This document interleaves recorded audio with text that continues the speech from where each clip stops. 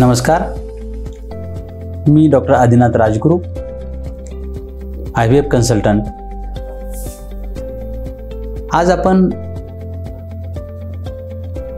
PCOD म्हणजेच polycystic ovarian disease किंवा PCOS म्हणजे पॉलिसिस्टिक ओव्हरियन सिंड्रोम याविषयी आपण चर्चा करणार आहोत।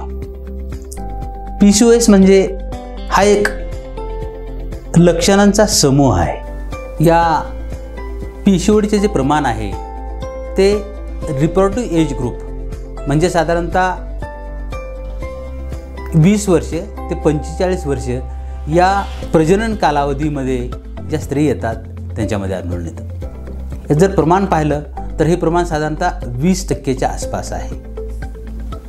या PCODची किंवा PCOS याची जर आपण लक्षणं पाहिले तर अशा मुलीमध्ये आणि स्त्रियांमध्ये वजन वाढलेले असते, त्या स्त्रियांची मासिक पाळी अनियमित असते, कधी 1.5 महिन्याला 2 महिन्याला किंबहुना काही स्त्रियांना मेडिसिन्स घेतल्याशिवाय MC येत नाही।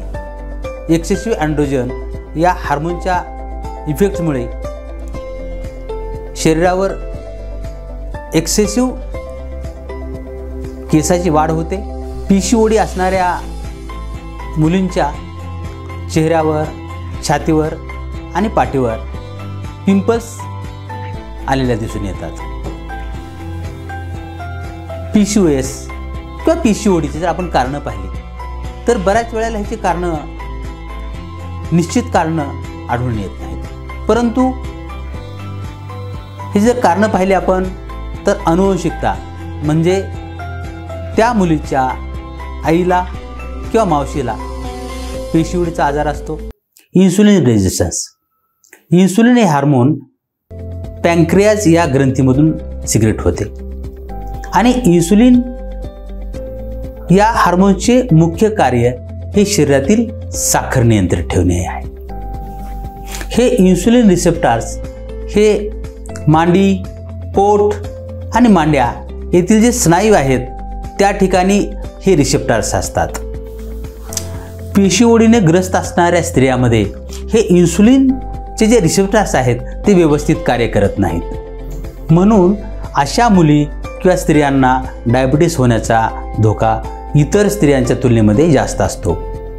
नॉर्मली अँड्रोजन या हार्मोनचे कन्व्हर्शन हे इस्ट्रोजन हार्मोनमध्ये होते, परंतु PCOD असणाऱ्या मुलीमध्ये, स्त्रियांमध्ये असे कन्व्हर्शन होत नाही आणि अशा स्त्रियांमध्ये हार्मोनल इम्बॅलन्स असल्यामुळे ओव्ह्युलेशनच्या प्रक्रियेमध्ये अडथळे येतात।